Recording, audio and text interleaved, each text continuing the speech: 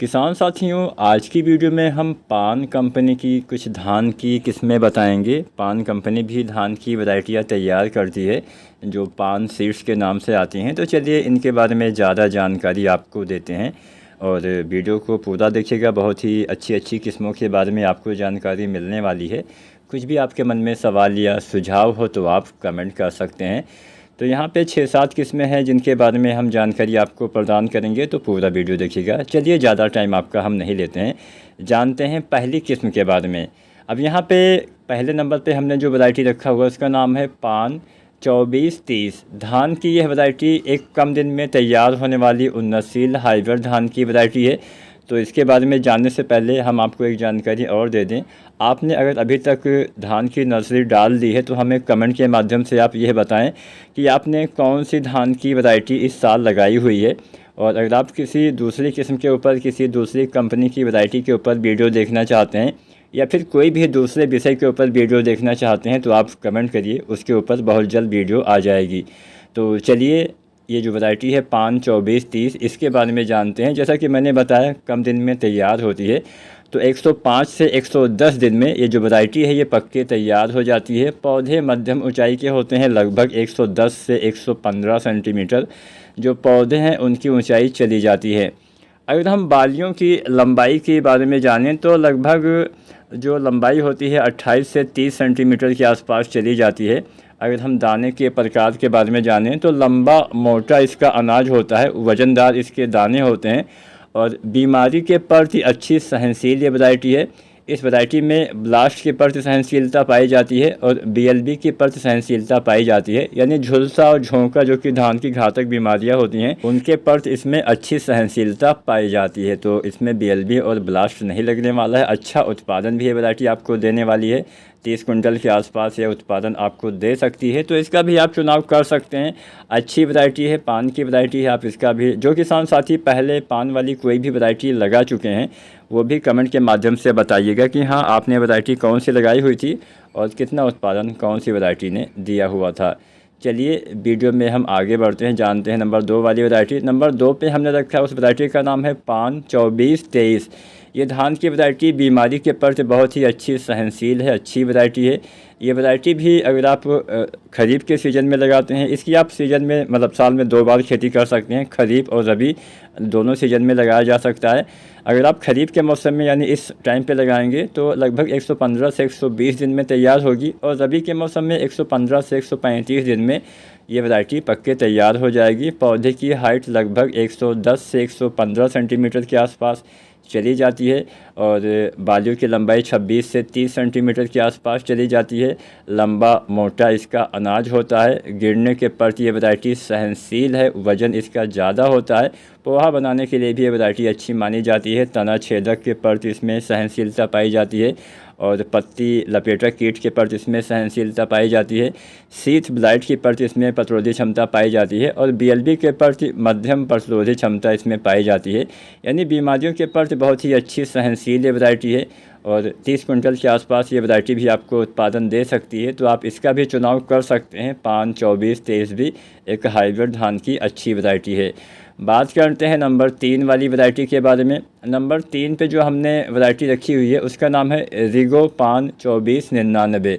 रिगो पान 2499 वैरायटी भी थोड़ा जल्दी ही तैयार होती है, लगभग 115 से 120 दिन में खरीफ के मौसम में, और रबी के मौसम में 125 से 145 दिन में ये वैरायटी तैयार हो जाती है। पौधे इसके छोटे होते हैं, लगभग 105 से 110 सेंटीमीटर पौधे की हाइट चली जाती है।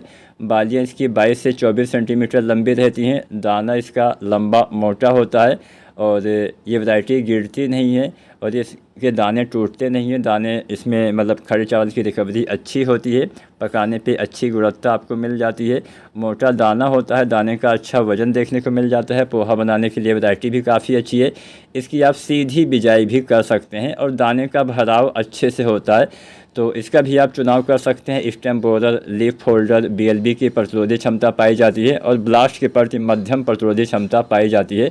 ये भी वैरायटी 30 कुंटल के आसपास आपको उत्पादन दे सकती है। तो आप इसका भी चुनाव कर सकते हैं। बात करते हैं नंबर 4 वाली वैरायटी। नंबर 4 पे हमने रखा है पान 802 धान की वैरायटी 120 से 125 दिन में तैयार होती है, मध्यम अवधि में तैयार होती है और लगभग 115 से 120 सेंटीमीटर पौधे की हाइट भी चली जाती है। बालियों की लंबाई 30 से 32 सेंटीमीटर तक चली जाती है।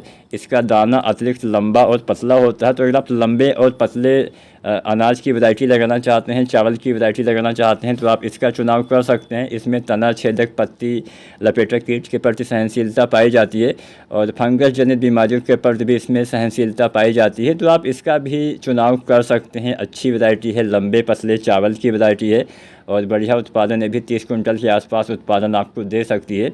तो आप पान 802 वैरायटी लगा सकते हैं। वीडियो में हम आगे बढ़ते हैं, जानते हैं नंबर 5 वाली वैरायटी। नंबर 5 पे जो हमने किस्म को रखा हुआ है वो है पान 2150। ये धान की वैरायटी लगभग मध्यम जल्दी तैयार होने वाली वैरायटी है।